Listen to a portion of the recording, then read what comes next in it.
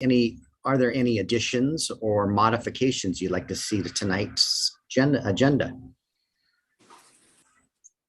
Mr. Mayor, I move that we approve the agenda as published. Second.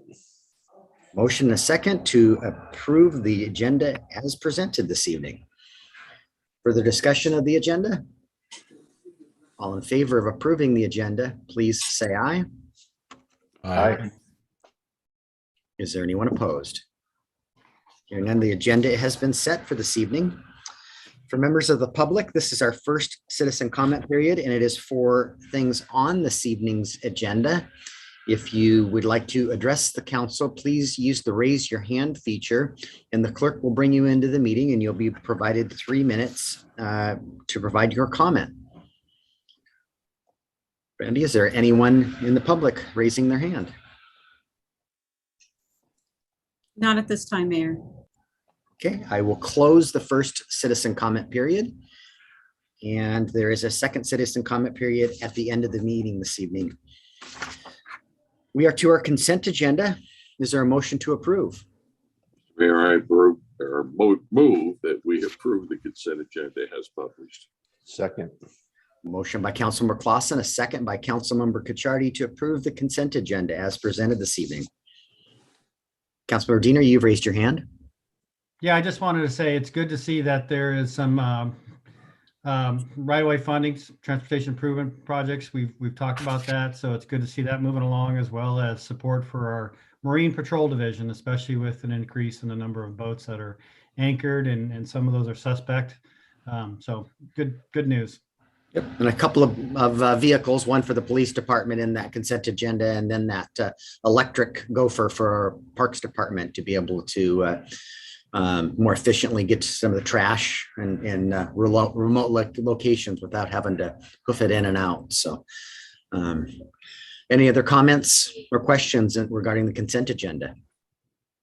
All in favor of approving the consent agenda, please say aye. Aye. Aye. Anyone opposed? Hearing none, the consent agenda has been approved. We have a public hearing this evening, but I believe that we're asking to strike this evening, correct, Clerk Reinerson? Yes. So just for the record, Mayor, on November 23rd, 2021, the council adopted resolution number 82-21, setting the date and the time of the public hearing on a petition to vacate a portion of the city's right-of-way, Depot Street, for tonight's meeting. When preparing the notices for the hearing, it was discovered that due to a calculation error, there was an insufficient amount of time for staff to prepare the noticing and post to meet the requirements of the Port Orchard Municipal Code, which requires public notice of the hearing no less than 20 days in advance of that hearing. Later on tonight's agenda, the council's consideration is a resolution resetting the public hearing for January 11th, 2022. Staff is asking that the council do not hold this public hearing this evening. And I believe that calculation had to do with a holiday. We missed the holiday on the calendar. So, so with that, we will not hold the public hearing, and we will move to our business items. And the first is item A, which is the adoption of a resolution repealing 8221 and setting a January 11th, 2022 for a public hearing on a petition to vacate city right-of-way, the northeast portion of unopened Depot Street, which is the public hearing we were going to have earlier. So Clerk Reinerson, this is yours. Did my description, was that sufficient for a council member to make a motion? I would. Mr. Mayor, I believe that it was sufficient in the clerk's description prior to. So with that, I would move to adopt a resolution repealing resolution number 082-21 and setting a new public hearing for January 11th, 2022 at 6:30 p.m. on a petition from Stanley Smith and Alice Vesca Smith of ISB Holdings LLC to vacate a portion of unopened right-of-way, Depot Street. Second. Motion by Councilmember Clausen and a second by Councilmember Diener. Any questions of the clerk on this matter? Okay, pretty self-explanatory. Except My question is technical and probably Okay. not important, but we're moving to set the public hearing. Do we need to do that by resolution? Do we need to adopt a resolution setting the public hearing? Yes. We do? Okay. Yes, that's the practice of the city in accordance with the code. So would the motion maker like to reword that and say that we're moving to adopt a resolution repealing resolution 082-1 and approving a resolution to set the public hearing date as January 11th? I would be happy to modify my original motion to include that language. And I'll reaffirm my second. So we have a clarification of the motion and reaffirmation by the second. Other questions or comments? Hearing none, you'd be voting on a resolution repealing resolution 82-21, setting a January 11th, 2022 date for a public hearing on a petition to vacate right-of-way. And this is a new resolution to set that public hearing. All in favor, please say aye. Aye. Anyone opposed? Hearing none, the hearing has been set. We're to item B, adoption of an ordinance adopting the 2021 Port Orchard Municipal Code Title 20 Housekeeping Amendments. Mr. Bond, this is yours. Yes, good evening, Mayor and members of council. DCD staff continually tracks errors, inconsistencies, outdated references, and omissions in Title 20 of the Port Orchard Municipal Code and gathers these into one corrections ordinance each year, generally known as the annual Title 20 Housekeeping Ordinance. The ordinance is provided in clean format, and an explanatory document is also provided that lists each correction in numerical order in red line, strike through and underline format, with explanations at the head of each change. The Planning Commission held a public hearing on the housekeeping amendments at their November 3rd, 2021 meeting and voted unanimously to recommend that the City Council approve the ordinance as presented. The City Council reviewed the housekeeping amendments at the November 16th work study meeting and directed staff to bring forward an ordinance for approval at tonight's meeting. The recommendation is to approve the ordinance to Title 20 housekeeping amendments as presented. Thank you. Mr. Mayor, I move to adopt an ordinance adopting the 2021 Title 20 Port Orchard Municipal Code housekeeping amendments as presented. Second. Motion by Councilmember Diener, a second by Councilmember Clausen. Are there any questions or comments related to these housekeeping items? I'll just add the comment that we also reviewed these at the Land Use Committee meeting as well, and these are routine in nature, speaking to setbacks, other dimensional criteria, plating criteria, kind of routine and ordinary changes. Thank you for that, Scott. Councilmember Rosapepe. I just wanted to, besides that, at land use, thank staff for their diligence in bringing these up. And the fact that they are routine shows how well that staff is doing in keeping us current. Other comments or questions? Motion on the floor is to adopt an ordinance adopting the 2021 Port Orchard Municipal Code Title 20 Housekeeping Amendments. All in favor, please say aye. Aye. Aye. Is there anyone opposed? Hearing none, the ordinance has been approved. We're to item C, adoption of an ordinance adopting the McCormick Village Subarea Plan and Overlay District Development Regulations. Mr. Bond, this is you again. Yes, thank you. The city's comprehensive plan land use elements directs the city to develop a sub-area plan for the portion of McCormick Woods master plan community known as McCormick Woods Local Center. The intent of the local center and the sub-area plan is to create a mixed-use area with residential and commercial uses where residents have convenient and efficient access to goods and services with less reliance on automobile transportation. To implement the sub-area plan, an overlay district is proposed with code provisions amending 20.38 of the municipal code to promote the development of a compact urban neighborhood with a variety of housing types in a mix of buildings while accommodating a range of land uses within the McCormick Woods urban village. The Planning Commission opened a public hearing on the sub-area plan and overlay district at its November 2nd, 2021 meeting and continued the hearing at its December 7th, 2021 meeting. At the December 7th meeting, the Planning Commission voted 3-0 with 2 abstentions to recommend that the City Council approve the sub-area plan and overlay district regulations. The City Council considered the sub-area plan and overlay district regulations at the November 16th work study and directed staff to bring the plan and regulations to the full council after the Planning Commission had conducted the public hearing and made its recommendation. I want to add to my description here. I'm really excited that this is looks like it's at the finish line. I did want to provide a little explanation as to the 3-0 vote with 2 abstentions from the Planning Commission. We had kind of mixed attendance at the Planning Commission this year. There were a handful of planning commissioners that weren't involved for the full discussion of the plan. And so some of them raised some questions about tree retention as part of the final adoption, and that is largely the reason for their abstention. Is they, I think there's a general feeling in some parts of McCormick Woods or with some people in McCormick Woods that they don't want this more development out there, and certainly not the loss of trees to the degree that having an urban center in the middle of the area would provide. And so that's my understanding of those 2 abstentions.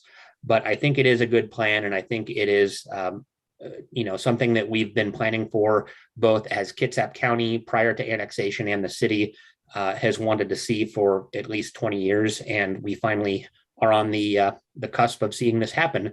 I believe that if this is adopted, we will see an application early next year to get this project off the ground. And so it will move forward. So the staff recommendation is to approve the ordinance, including the plan and overlay district as presented. Councilmember Rosa Pepe. Mayor, I move to adopt an ordinance adopting the McCormick Woods sub-area plan as Appendix D to the city's comprehensive plan and adopting the development regulations to implement the sub-area plan as presented. Second. Motion by Councilmember Rosa Pepe and a second by Councilmember Chang.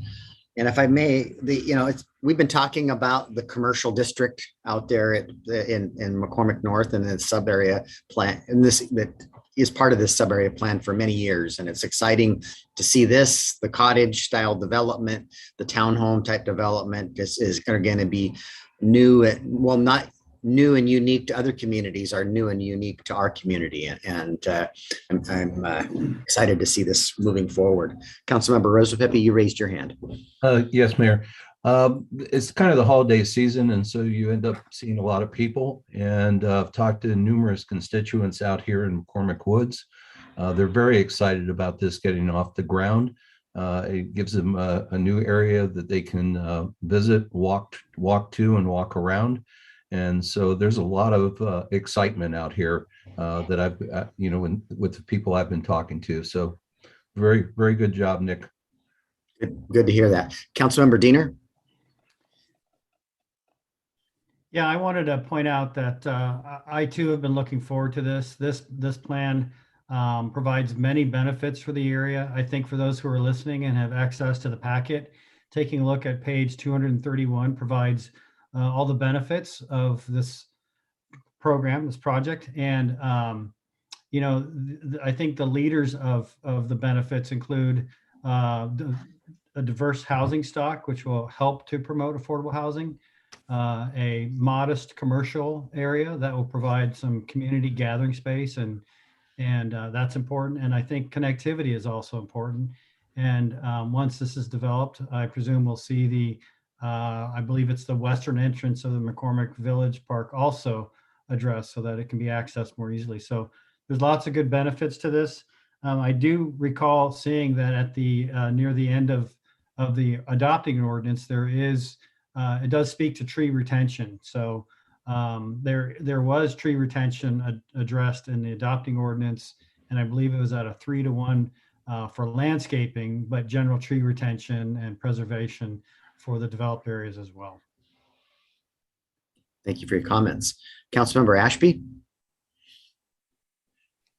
Thank you. Yes, and I just want to acknowledge that when this does, should we say, when they do break ground and this sub area is developed, I think it's incumbent on the city to actively look for the pedestrian path between McCormick proper and that village area, as well as like our park. And I know that's on our transportation list, but I do believe it's something that's important for us to take forward. Councilmember Cacciardi.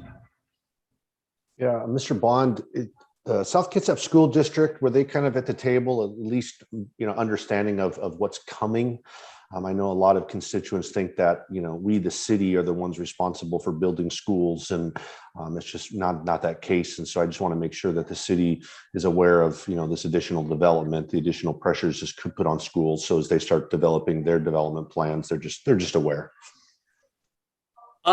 They are certainly on our notification list for these projects, but when we've had meetings, and we're currently negotiating an interlocal agreement concerning school impact fees between the city and the school district, and despite our growth, they're actually seeing declining enrollment. And so the housing growth in the city doesn't necessarily translate to more students, but I have offered to meet with them and kind of walk them through the development that's in our pipeline, whether it's this or any other project in the city. And so far I haven't been taken up on that. Thank you.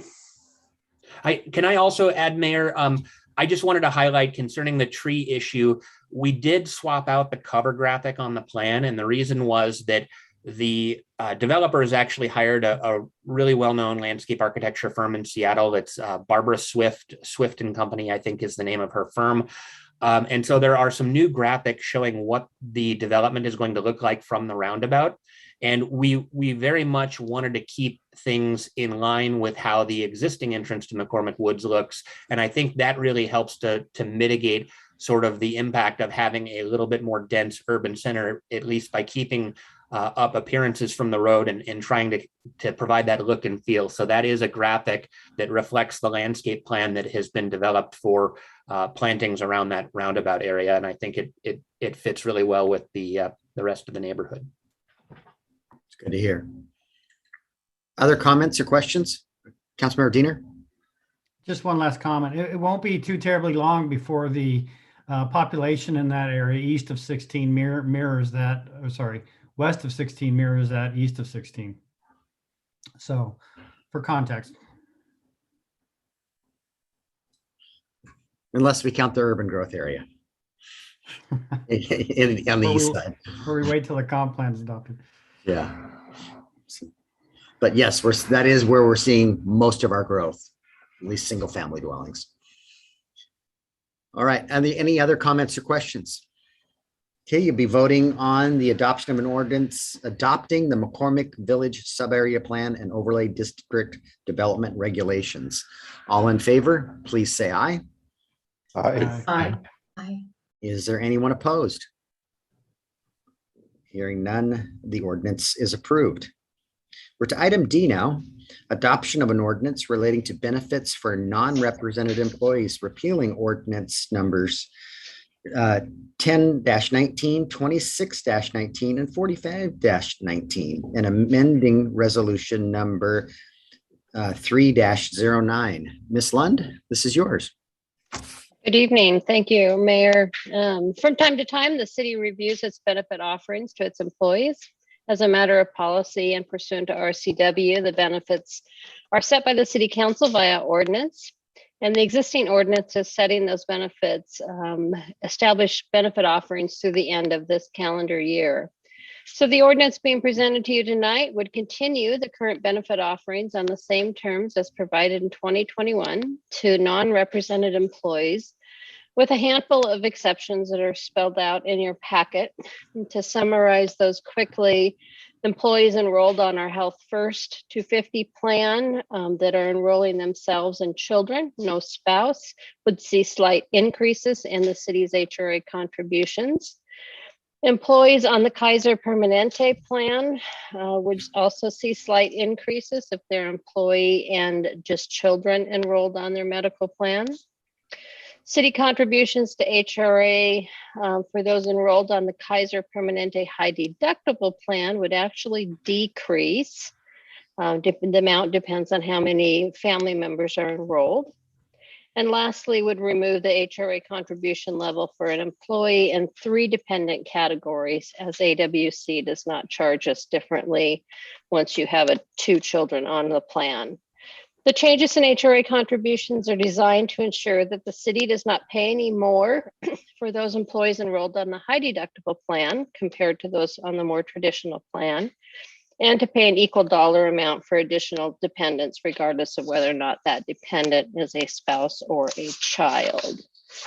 So there's an appendix attached to the ordinance that outlines all of the insurance benefit offerings that we are currently doing and these additional changes for 2022. And we're asking that City Council adopt the ordinance with appendix, and I'll be happy to answer any questions.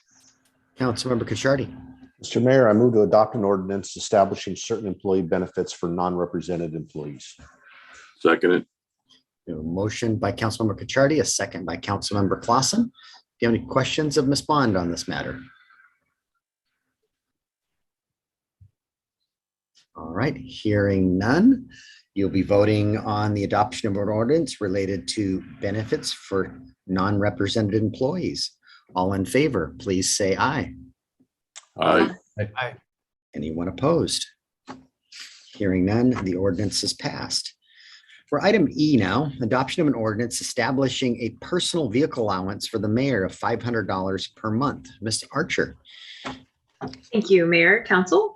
Before the council this evening is an ordinance adopting a policy and authorizing a $500 monthly personal vehicle allowance for the mayor effective January 1st, 2022.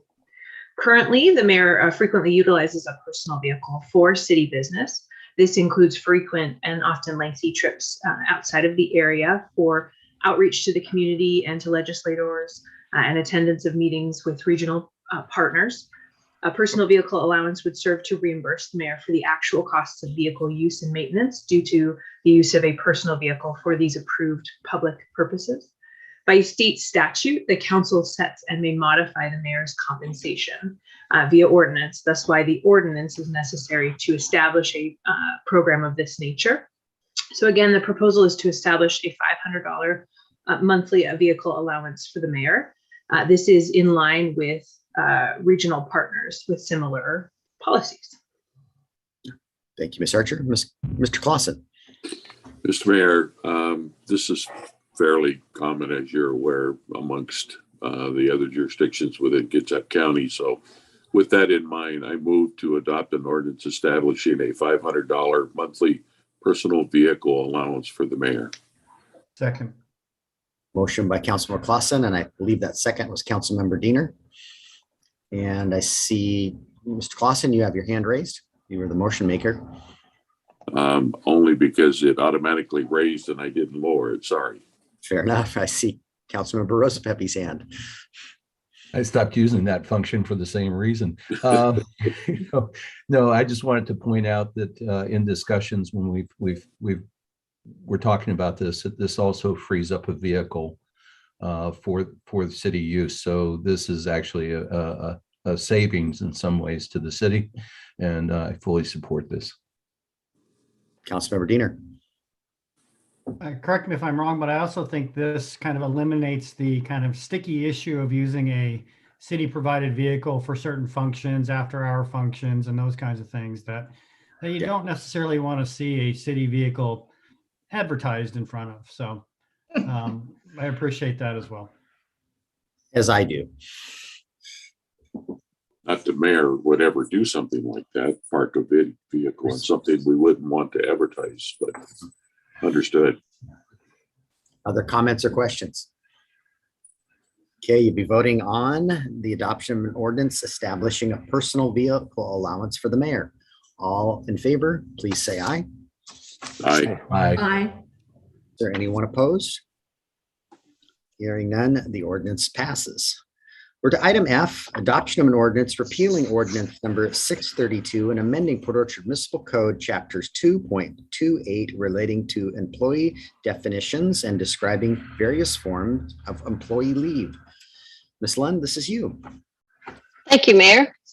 The Port Orchard City Council has been passing ordinances relating to employee definitions and leave types since at least 1956.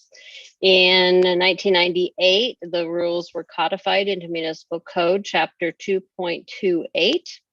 City Council then adopted an overhaul of its personnel policy manual in 2010, including policies relating to work hours and leave. While the council retained authority to adopt new policies, the council delegated authority to the mayor to amend existing policies in 2011. And that was in an effort to streamline processes. Staff is proposing modifications to the language of Port Orchard Municipal Code 2.28 to clarify for the reader the location of applicable leave, types of leave, provide a definition for the term appointive authority that is used in the code, enhance the definition of full-time employee as it is defined in the code, and provide for the payment of overtime when an employee is paid for more than 40 hours in a work week, not just 40 hours worked in a week. And I can clarify that if there's any questions. So staff is recommending the council approve the ordinance as presented. Is there a motion? Councilmember Cacciardi. Mayor, I move to adopt ordinance number, it's to be determined, it looks like XX-21, which repeals ordinance 632 and amends chapter 2.28 of the Port Orchard Municipal Code related to employment definitions and describing various forms of employee leaves. Second. Motion by Councilmember Cacciardi, a second by Councilmember Diener. Did you have your hand raised, Councilmember Ashby? No, I was going to second. So. Okay. Councilmember Diener raised his hand though. Yeah, I think, Debbie, it would be useful to explain to the listener or give an example of point number 4 about the 40 versus 40. Certainly. The municipal code right now is very clear that if you take sick leave, for example, on Monday, and then you need to stay late Thursday night because there's a project or a meeting you need to attend, that those hours Monday don't count toward the purpose of calculating whether or not you worked 40 hours in the work week for purposes of overtime payment.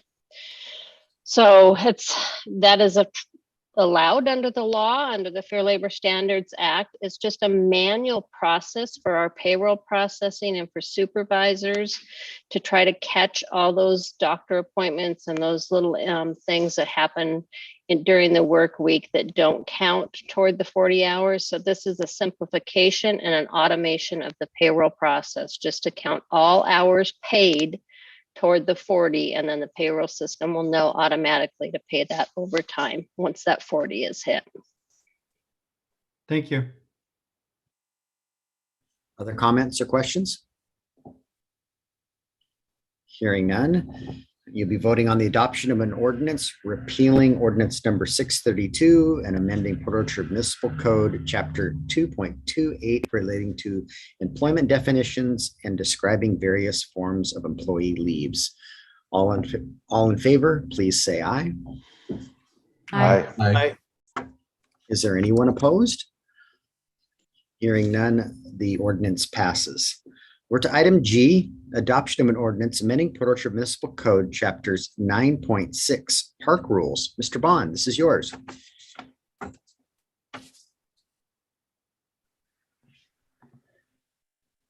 All right. In 2020, the city commenced a parks plan update. During this process, the city reviewed hundreds of comments about parks in and around Port Orchard, including concerns about public health and safety in certain parks. In 2021, the Public Works Department was tasked with posting updated park rules signage in some city parks to address public health and safety issues. As part of this process to update park rule signage, questions were raised regarding the enforceability of some of the proposed rules. This led to a legal review of Port Orchard Municipal Code 9.60 and the identification of some recent case law that potentially impacted the city's ability to enforce some of its adopted rules, as well as some other general cleanup of the park rules ordinance. The police chief, the public works director, and the DCD director worked with the city attorney to draft the updated park rules ordinance. The proposed park rules were then reviewed by the Land Use Committee at their November meeting, which led to additional revisions to the proposed ordinance. The proposed revisions are shown in the attached red line copy of the ordinance and included the following: adding a new section to Port Orchard Municipal Code, section 9.60, clarifying that the chapter is an exercise of police power, amending the definitions of camping, park, and projectile weapon, adding definitions of air or gas weapon, director, and firearm, amending 9.60030, clarifying park hours, clarifying that 9.60040, damage to park property, includes trails and walkways and makes it a violation to damage lighting systems, irrigation systems, landscaping, and vegetation, amending 9.60 concerning animals to allow the director to post areas off limit to dogs and cats and prohibiting anyone from allowing dogs and cats to disturb wildlife in a city park, amending 9.60070 to further clarify restrictions on firearms, weapons, fireworks, and explosive in the park, and allowing the director to condition special events involving those firearms, weapons, fireworks, and explosives in the event that they cause park damage. The ordinance adds a new section to the Parks Code prohibiting unpermitted sound amplification equipment and adding a reference to our nuisance code concerning the use of sound amplification equipment in parks. It expands the prohibition on camping within parks. It adds a new section concerning trespassing in parks. It adds a section allowing the director to post additional rules. It amends 9.60150 concerning noncompliance and ejection from the park to allow the director to order the expulsion of persons from a park under certain conditions. And finally, it clarifies that the penalty for violations, it clarifies the violation section to include a reference to new code sections being created as described previously. Staff recommends approval of the park rules ordinance as presented. Councilmember Lucarelli. I move to adopt an ordinance amending POMC 9.60 as presented. Second. Motion by Councilmember Lucarelli, a second by Councilmember Rose Pepe. Are there any questions of Mr. Bond on this matter? See, Councilmember Diener. Just wanted to say that we spent a little bit of time looking at this at the Land Use Committee, and there's nothing unusual or extraordinary about these rules. I think you'd find similar rules in many park systems all over. The important thing is to enforce them.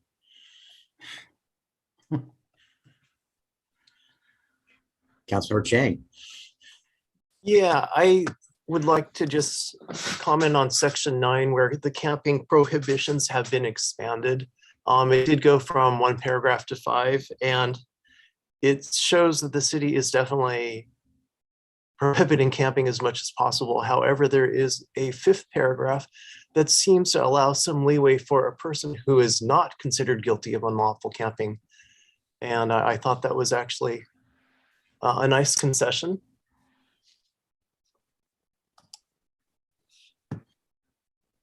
Other comments? Any questions of Mr. Bond? Councilmember Ashby. No, I think I just want to comment on Councilman Chang's comments about camping.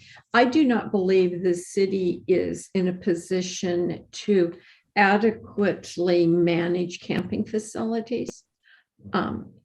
If that's the question, we do not have the appropriate ancillary amenities that are needed if you're going to have camping. So I believe camping should be prohibited in our parks.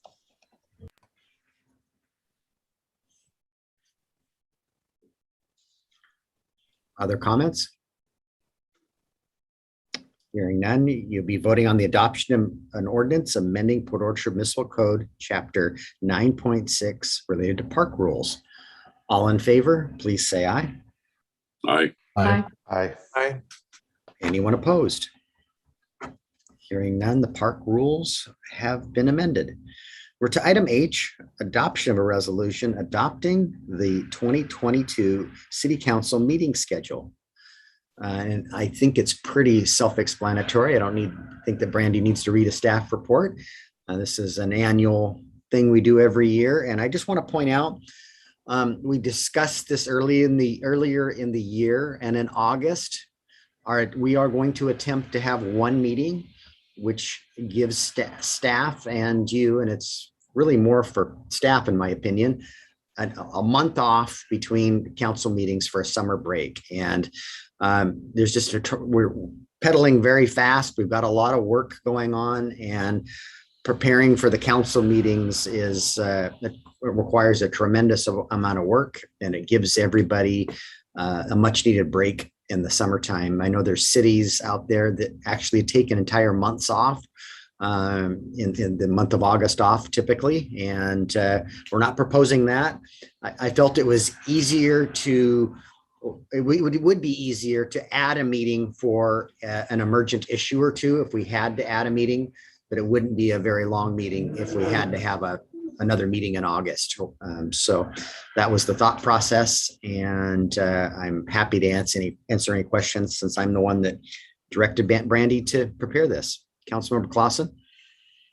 Mr. Mayor, I think what you proposed here is consistent with the discussions that we've had previously as well. So with that, I move to adopt a resolution adopting the 2022 City Council meeting schedule as presented.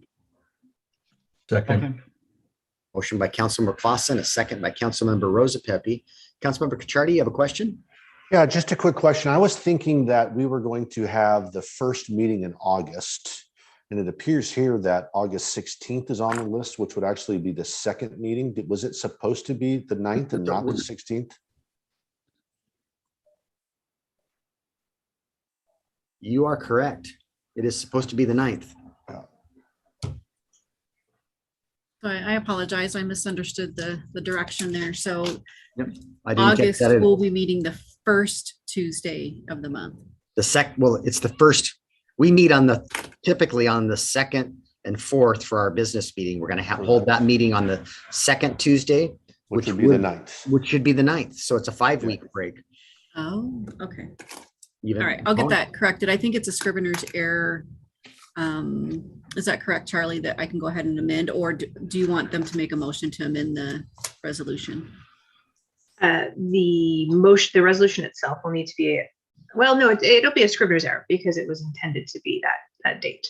Yeah, so I think you can handle it. Okay.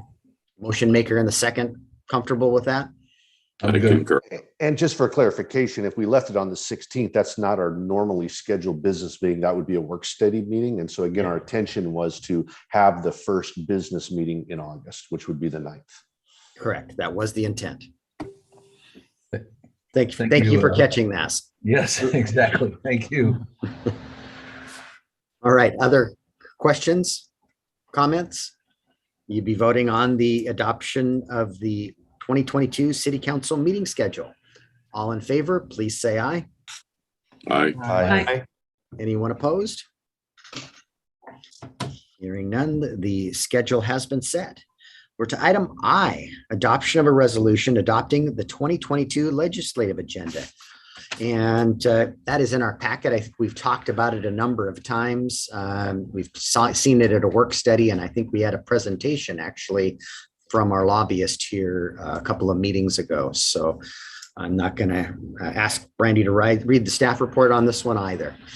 So if you're comfortable with it, I'm ready for a motion to adopt this. Councilmember Rosapepe. Mayor, I move to adopt a resolution thereby approving the 2022 legislative agenda as presented. Seconded. Motion by Councilmember Rosapepe, a second by Councilmember Clausen, and Councilmember Diener, you have a question? Yeah, I see that affordable housing is not one of our legislative agenda items, and that's fine, but I'd like us not to lose sight of the issues there. And I know that the state is also kicking out regular legislation, I think, to try and assist with that. So I just want to make sure we don't lose sight of that issue as well. I believe it is embedded in one of. Is it? It's in the homelessness category. It's in the homelessness Somewhat. category, and then it's also on AWC's agenda, which we're we support, you're acknowledging we're supporting AWC's Okay. agenda. I So didn't see it. indirectly it is. So, but Okay. good point. Yeah, I saw the homelessness statement as really shelters rather than housing, but as long as you've committed, we're not losing sight of that issue. Thank you. And on that front, I testified last night in favor of the county's 1/10 proposal that they're moving forward. It's difficult to, and in my comments there, it's difficult to ask the state to help us on a front when they've given us a tool that we haven't deployed. And this 1/10 is a tool that the legislature has provided us. Paulsbo has jumped out on its own. We've talked a little bit about that. I think it would require staff resources. Most of what we would collect, it would end up being gobbled up into staff resources. So I look forward to working with the county and make sure that our needs are met and in this global effort that the county is bringing forward. So they had testimony in favor and against the measure, but I certainly hope that they're able to move forward on it. Councilmember Ashby? Yeah, I have a question. That doesn't have to be voter approved. That's Councilmatic or Commissioner Matic. Yes. Okay, thank you. Yes, it is. And it'll make that job easier as you're pointing to. We need to lobby for assistance there. And once we've deployed all the tools we've been providing, it's much easier to have those conversations.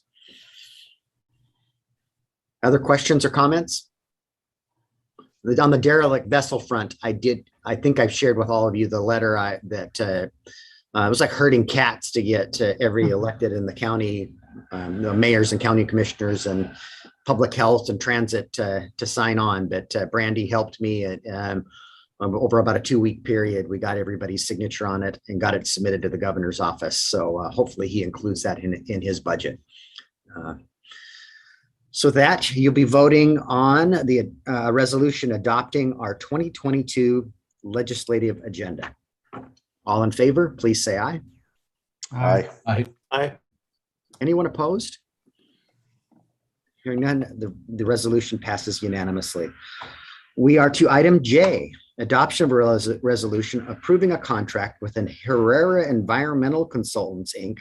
for the 2021 Stormwater and Watershed Comprehensive Plan Phase 1 and documenting procurement procedures. Mr. Dorsey, we saved you for the end. You're muted, sir. Thank you, council members. And I think in the title, there's a error. That's actually phase 2. So in January 2021, the city council authorized the execution of contract C001-21 with Herrera Environmental Consultants for the 2021 Stormwater and Watershed Comprehensive Plan Phase 1. Herrera was selected pursuant to the qualification-based selection process described below. And unless council wants me to, I won't be reading that into the record because that was read into the record in January of 2021. Herrera has completed the work for Phase 1 and has submitted a scope and budget for now the Phase 2 of the project. And note that Phase 2 was included in the original qualification-based selection process. Therefore, staff recommends adoption of a resolution number 005-22, thereby approving contract number C009-22 with Herrera Environmental Consultants for the continuation of the 2021 Stormwater and Watersheds Comprehensive Plan Phase 2 in the amount of $239,328 and documenting the professional services procurement. Member Lucarelli? I move to adopt resolution number 005-22, thereby approving contract number 009-22 with Herrera Environmental Consultants, Inc. for the 2021 Stormwater and Watersheds Comprehensive Plan, Phase 2, in the amount of $239,328. Second. Motion by Councilmember Lucarelli, a second by Councilmember Diener. Questions of Mr. Dorsey? Councilmember Diener? Just to comment that this is going to provide, I think, some very interesting deliverables And it could set us on a course for really having to carefully plan our capital needs down the road. So I look forward to seeing the final deliverable on this. Other comments or questions? Okay, you'll be voting on the adoption of a resolution approving a contract with Herrera Environmental Consultants, Inc. for the 2021 Stormwater and Watershed Comprehensive Plan Phase 2. All in favor, please say aye. Bye. Aye. Anyone opposed? Hearing none, the resolution passes. We've been working on this last item for a number of months, and I'm happy to see this before you this evening. So item K is the adoption of a resolution approving an interlocal agreement with South Kitsap Fire and Rescue for fire prevention services. Ms. Archer? Thank you, Mayor, Council. Before you this evening is the adoption of a resolution authorizing the mayor to execute a new interlocal agreement with South Kitsap Fire and Rescue for fire prevention services. I want to be clear up front that this agreement in no way impacts or otherwise affects fire protection services that SKFR provides for members of the public residents of the city of Port Orchard. Those fire protection services are a result of the annexation that occurred and are in no way impacted by the interlocal agreement that we're discussing this evening. In addition to fire protection services, for historically, SKFR has provided residents of the city of Port Orchard with fire prevention services, meaning services that assist property owners in ensuring that their properties meet the municipal code and the International Fire Code's requirements for fire safety, such as sprinkling, such as alarms, etc. SKFR has provided services inclusive of review services for special events, fire investigations in the event of arson or similar events, and building and property inspections under the IFC. More recently, in the past few years, SKFR took on an additional role of reviewing certain permits for compliance with the IFC on behalf of the city, for including site development plans and permits, land use plans, and construction permits.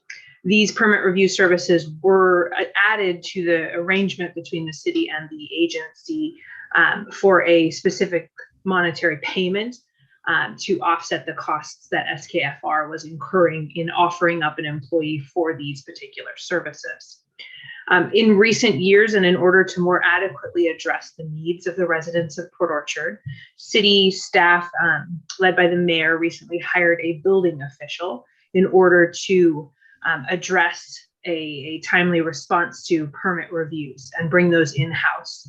That building official has the necessary certifications to perform these reviews and to ensure that they are in compliance with the provisions of the IFC. This will change the relationship with SKFR insofar as SKFR will no longer be performing permit review services for the city, as those are now in-house.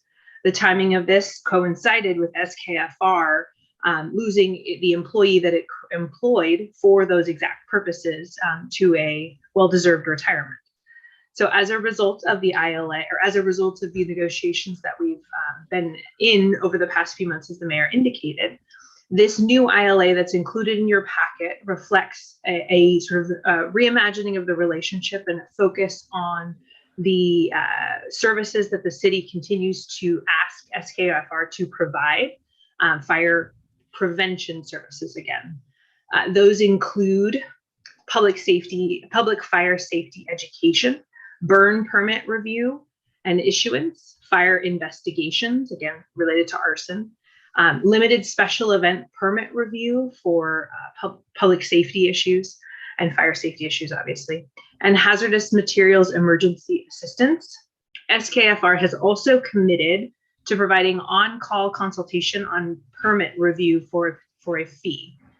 This is specific to, as you'll notice in the ILA, certain fire-related permits that require a heightened level of expertise that the building official with the necessary certifications has, but can benefit from additional input from the fire agency on an as-needed limited basis.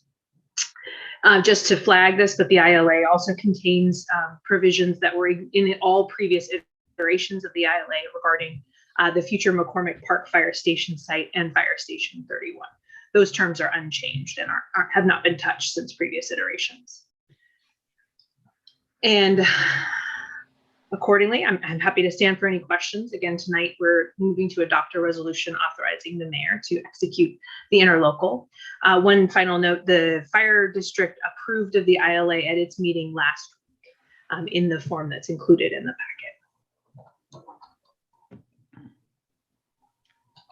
Is there a motion? Mr. Mayor, I move to adopt a resolution authorizing the mayor to execute the interlocal agreement with South Kitsap Fire and Rescue for fire prevention services. Second. Motion by Councilmember Diener, second by Councilmember Cacciardi. And as you're aware, earlier this year, we hired our own building official who has the certifications to do the reviews that we're taking back in-house. And that's probably the biggest change in the monetary arrangement that we had with the fire district related to those services. And then a cleanup of numerous things and roles and responsibilities. And that's why this ILA took a number of months to hammer through. So appreciate the relationship we have with the fire district, and look forward to continuing to work with them under this new ILA. Questions or comments from council members? Hearing none, we will be voting on the adoption of a resolution approving an interlocal agreement with South Kitsap Fire and Rescue for fire prevention services. All in favor, please say aye. Aye. Aye. Anyone opposed? Hearing none, that resolution passes, and we completed all the way to most of the alphabet tonight. So it was pretty efficiently too, in an hour. So we have a standing discussion item, Veterans Park. And I just get to give you a couple of updates. The letter to the county that you requested that we send out went out today. And I have had a conversation with Commissioner Gelder, and we chuckled. We were working on our letter, and they're working on I'm expecting a similar letter from them, detailing what the understanding on both sides, what was from that. We did receive an email, or the city council did, and then I sent you a video. I just want clarification and related to the population of the park. Our code enforcement officer estimates the 100, and our city staff in our interaction was told by a person within the park that there's 130 or more people living there. We have never done a count of the people in there. I know it was stated in the letter, there's probably 40 people living in the park. Whether it's 40, 60, 80, or 200 living there, the issue is the refuse, the human waste. That's what we're dealing with here. I don't, however many are living there, the waste, public health and safety problems is what I believe our concern is, and getting that corrected. And that's what the code enforcement action against the county is. So with that, that's really all I have to share this evening. Council members, do you have any questions or comments?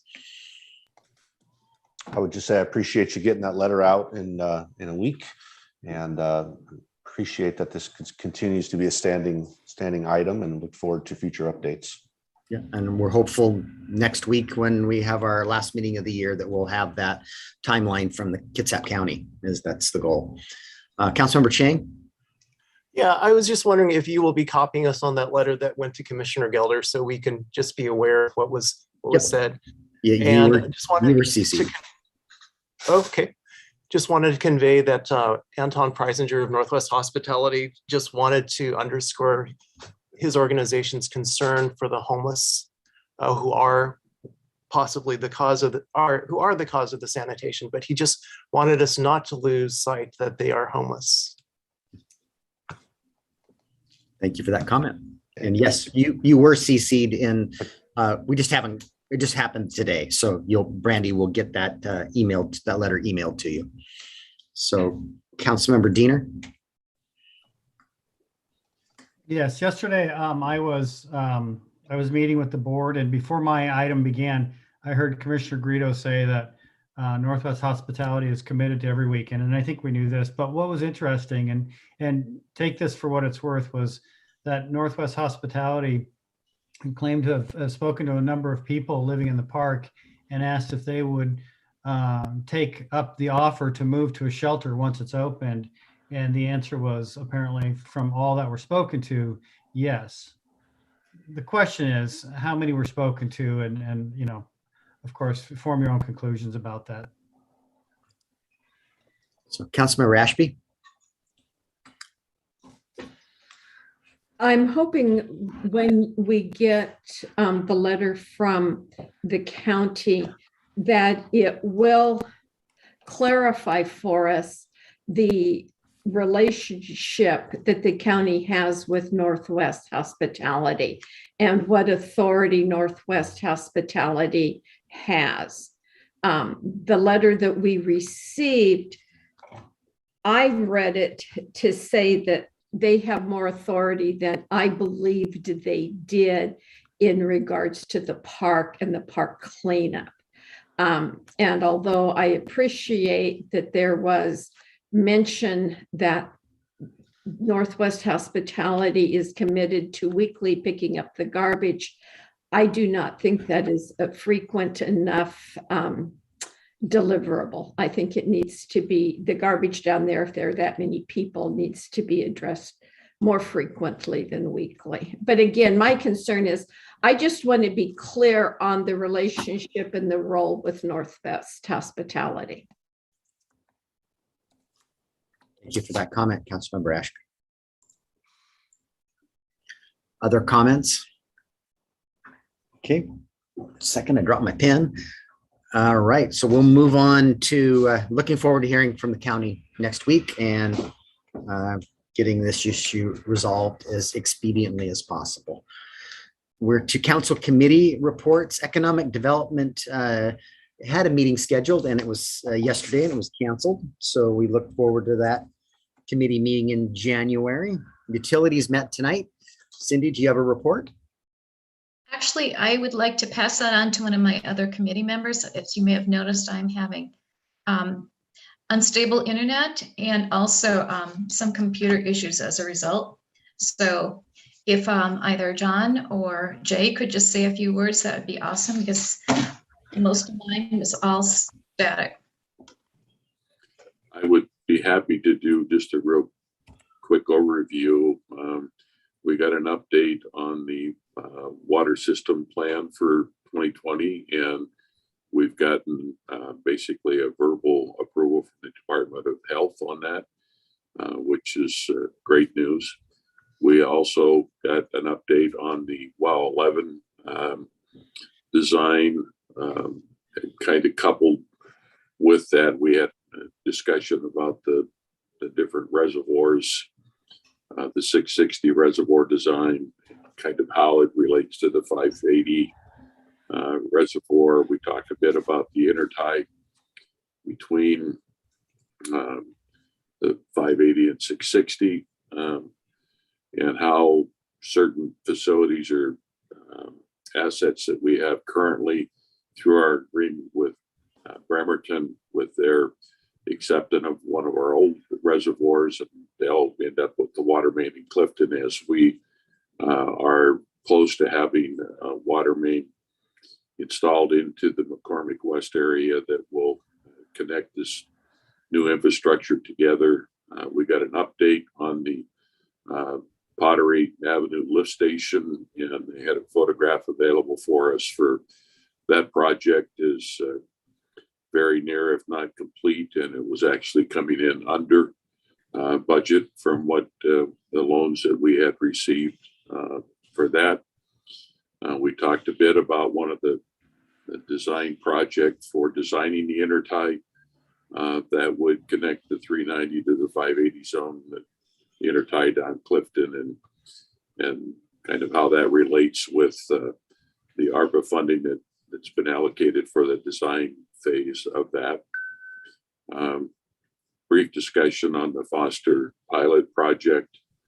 And I think my memory serves me correctly, there might have been one other thing. Jay, do you remember if there were any others?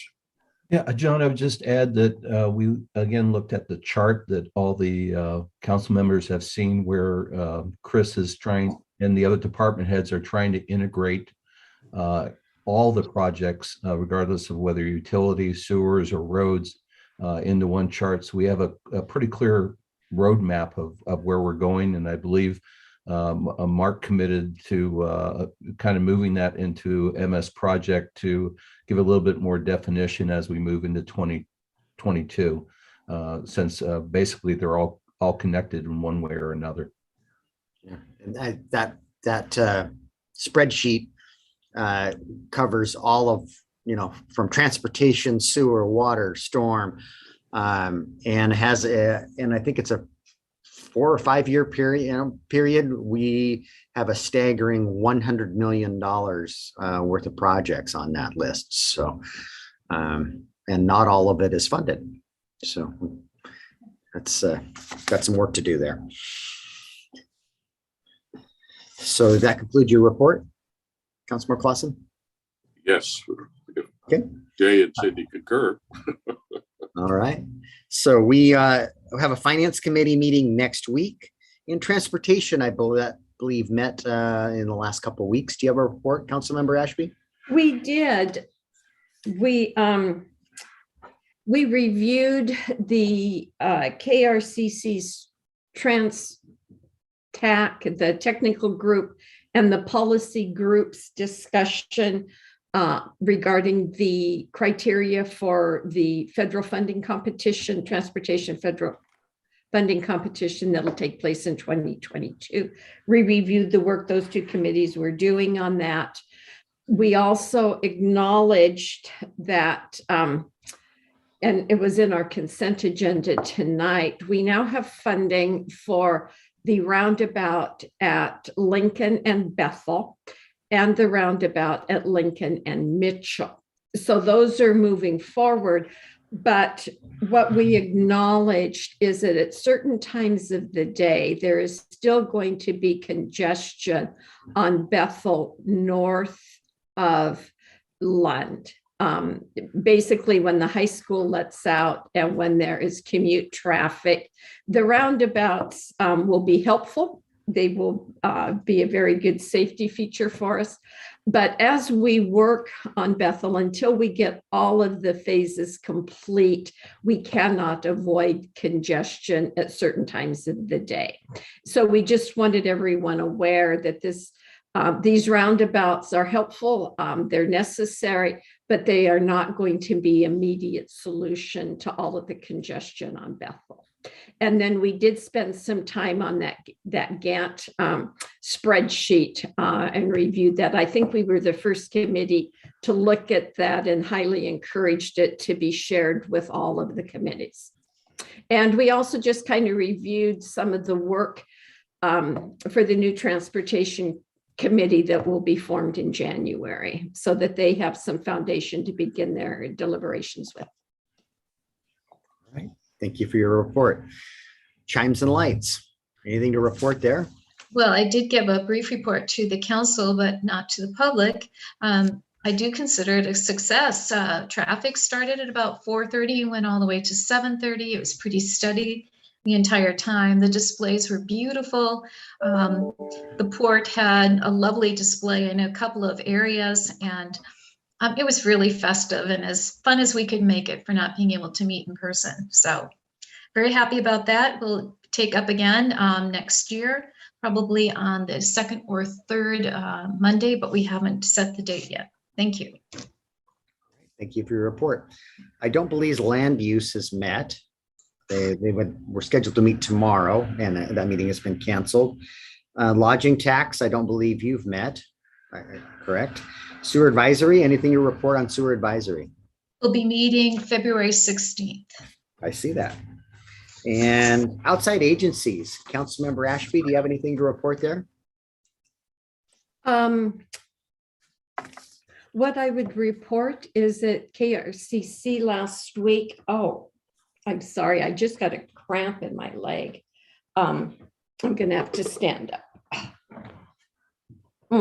We did elect a new chair and vice chair for next year. That will be Commissioner Gelder chairing KRCC and Mayor Greg Wheeler is the vice chair.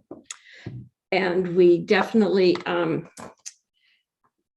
spent some time again discussing the work program for next year. It's going to be a very busy year for KRCC, particularly with the employment and population distributions. This is an activity that needs to be complete by June. And I'm not sure if that's an artificial date. I believe that was a date that was set. Nick can probably clarify it through Vision 2050. There also was a lot of discussion on housing targets and when that work will be complete in relationship to the population and employment distribution numbers. And the agreement was each jurisdiction will do their own housing targets. We will not do that as KRCC. Each jurisdiction will do that. Once those are complete, they will be compiled into an appendix for the CPPs. And next year is also the federal transportation funding competition. And that again will be completed by June. So the first half of the year is going to be a very busy work period for KRCC. And the Peninsula RPTO, I'm trying to remember exactly. We have got, if any of you are interested, a nice resource page on the the electrification of vehicles. There's a great resource document there. And with that, I think that's all I have to report. It's been a pleasure to serve and represent Port Orchard on those organizations. So I thank you for that. And I thank you. So we are to the mayor's report, and I've got a few things. One, as you know, you approved the purchase and installation of some updated audio equipment so that we can do hybrid meetings. We want to be able to have the council at the dais and still be able to engage with the public or a council member who can't attend in person through the Zoom platform. And that equipment is, I understand, part of the supply chain issues that exist in our country. And we're hopeful that we'll have that equipment in March. Then it will need to be installed. So I am hopeful that we will be able to have our first hybrid meeting in April of next year for our city council meetings. The HR, Human Resources has been very busy. They have given me a laundry list here of personnel policy changes that I need to report to you. The first of which is we've posted 2 job openings out there, one for an associate planner position and also for 2 accounting positions. And whenever we do that, we review those job descriptions and duties and make sure that they're accurate. And so those have been updated ahead of advertising for those current openings.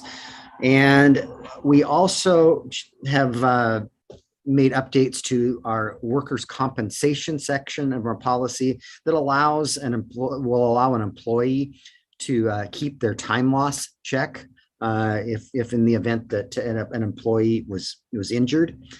We made changes to the health and welfare benefits that our HRA VEBA contributions will be paid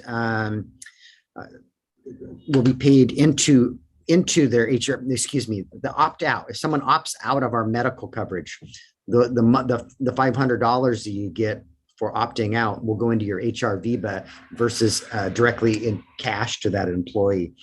We made modifications to the sick leave policy as it so that 40 hours in a week for the sick leave counts in 40 hours of week in the week for determining overtime eligibility. bereavement leave, allowing directors to designate a manager to approve leave, which consistent with our other leave policies. No smoking policy, and defines what it means by the term smoking, and includes any lighted smoking equipment, implements, or apparatuses. And we will be accruing our leave on a bi-weekly versus a monthly basis. We've added requirements that all employees who have been with the city for a year must use 40 hours of consecutive vacation each year. So they got to take a week consecutively after you've been an employee for a year. We also increased your maximum carryover from 240 hours a year to 320, but we've maintained the cash out eligibility back at 240. So while you can carry a bigger leave balance at year end, you can't cash out and save it and cash it out. And lastly, modified various throughout our policies, changes in the use of he and she to they and their. So our HR department has been very busy scrubbing our personnel policies. And lastly, I know our mayor pro tem hasn't been set for next year, but right out of the gate, the second business meeting on the 25th of January, I will have a conflict for the Association of Washington Cities. I will be likely be elected vice president at that meeting. And then we have a meeting that evening with the executive board does with the Washington State Association of Counties, WASPEC. And so I'll need the pro tem to cover that meeting that night. Also, the June conference for AWC in Vancouver is going to be an in-person conference. Hope that mark your calendars. I'll be installed as president of Association Washington Cities at that conference. So hope to see a few of you there supporting me there at that event. So that concludes the mayor's report. I will go to staff. Mr. Dorsey, do you have anything to share? I do not believe so. All right. Have a good evening. Clerk Reinerson? I don't think I have anything to add tonight either. All right. Ms. Archer? Nothing to report this evening. Thank you.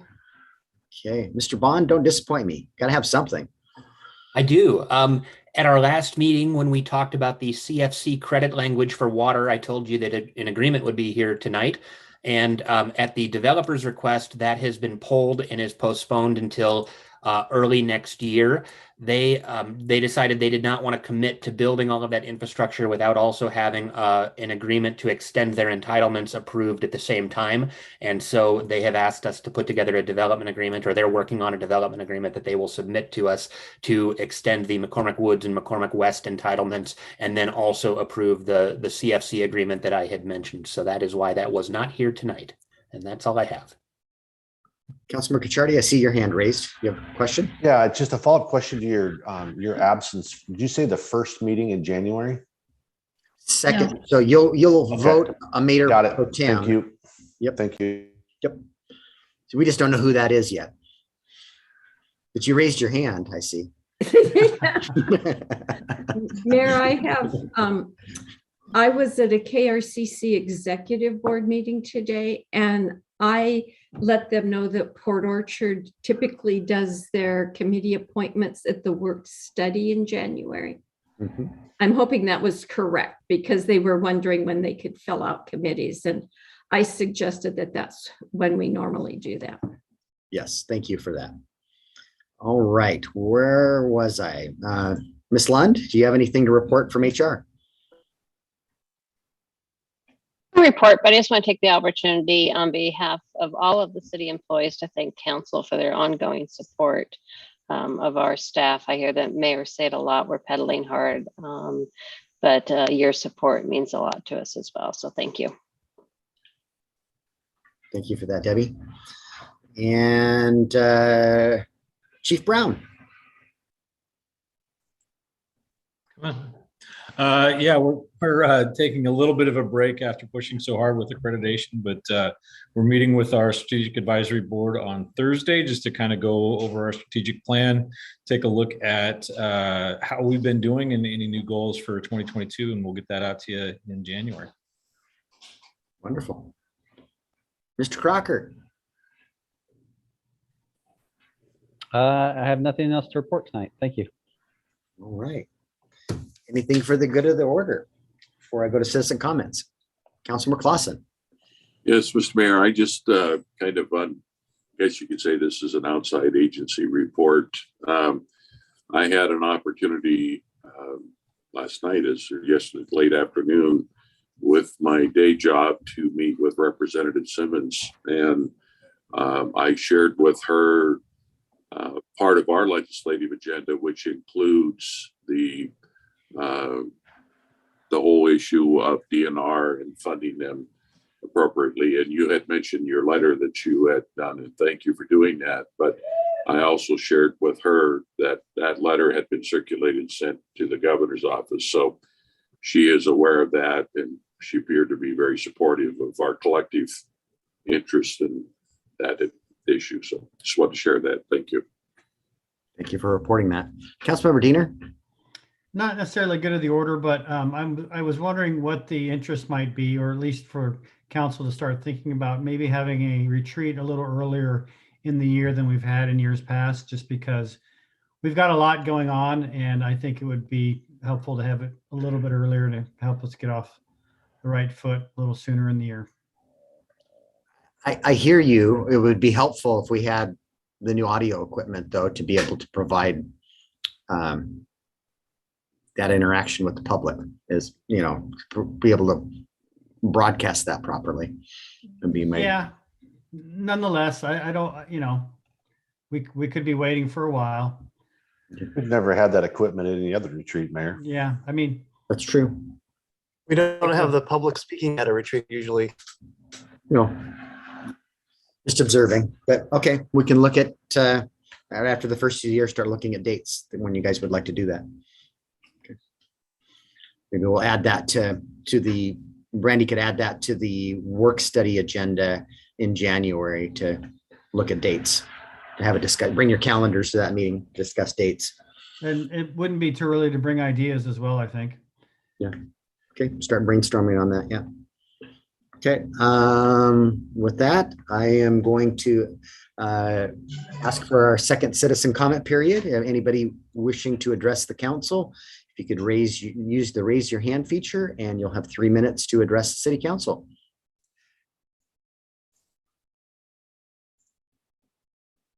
At this time, nobody has their hand raised to speak. Okay, with that, we will adjourn our meeting at